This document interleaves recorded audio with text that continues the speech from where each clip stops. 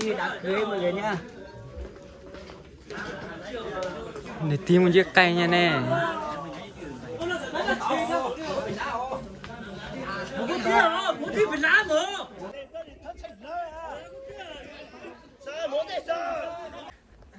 Mọi người ơi, thì hôm nay là đội của mình đi đám cưới mọi người nhá.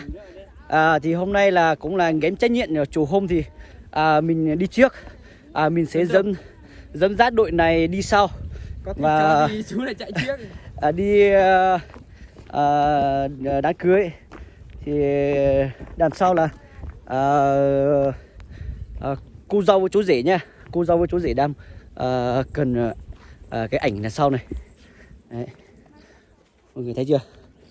Quay cả cái vùng đất cho nó thành căng. Thì mình sẽ quay thật nhiều video cái vụ này cho mọi người xem. Vụ này là ở vùng cao mọi người ạ. Thì mọi người thấy cảnh quay ở vùng cao như thế nào ạ? Rất là đẹp. Đây có nhiều cái đa này, hình ảnh rất là đẹp mọi người nhá. Ở vùng cao thì hiếm khi có một vụ đám cưới như này mọi người ạ. Thì do là cái đường đi nó hay gồ ghề nên là đội của mình bắt buộc là đi bộ. Sợ tí uống rượu say quá thì về say rượu thì không đi được xe để đi bộ nhá. Do là bán rất nhiều tiền quá nên phải đi. Đấy, đẹp chưa? Đi tầm khoảng 5 cây số mọi người nhá.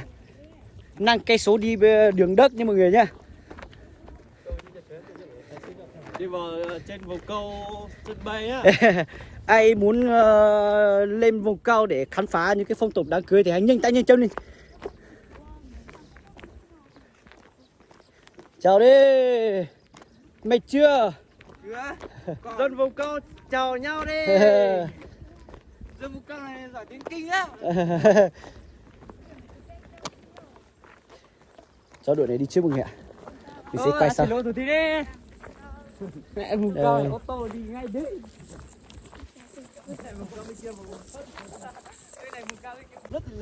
Hôm nay ông đại diện gia đình là có đẹp trai hơn chú rể đây này.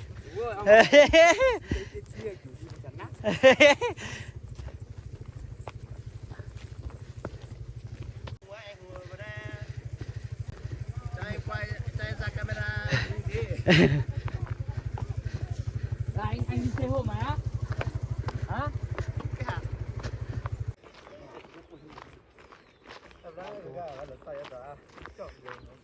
Nó đã sợ, nó bị một hết là sợ, bị một hết là sợ.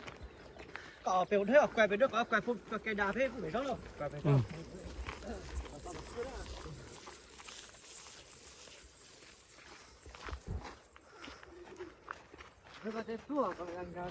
Còn ai dắt tay phù do đâu? Nào. Cái gì đây à? Dắt tay đi.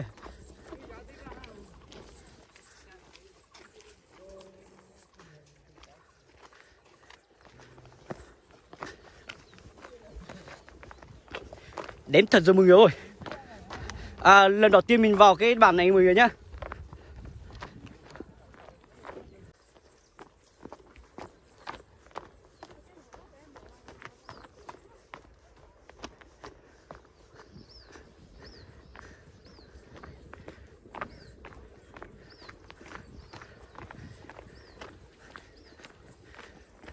Thì mọi người nghĩ là cái đường này có đi được xe máy không ạ?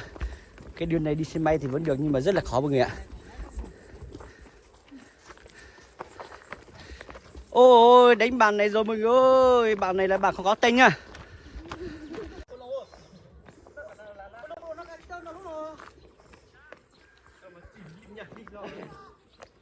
Nhiều cây đẹp rồi mọi người ạ. Qua cái suối nhá.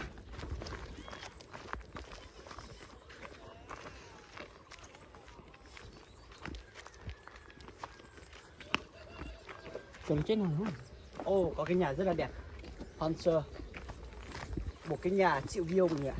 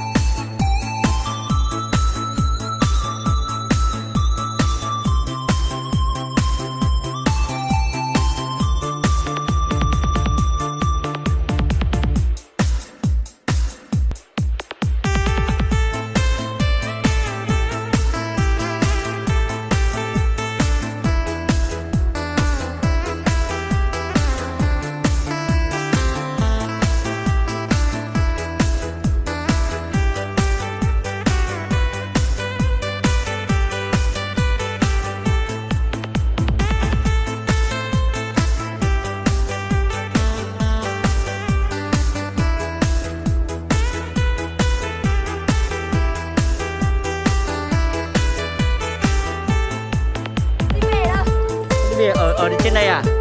Bác chồng à? Không về. Trên này người yêu trên này đúng không? Không có người yêu. Đang ở kia người yêu này. Đã ở trên này kiếm người yêu chứ gì? Ừ. Đi kiếm người yêu như nào? Đẹp trai là được. Đẹp trai à? Nhưng mà nó phải đẹp trai tí chứ đừng có xấu trai quá. À. Xấu trai quá thì nó dệt mẹ đi. Đi từ từ thôi nha. Người đẹp thì đi từ từ thôi để người ta càng ngán mà.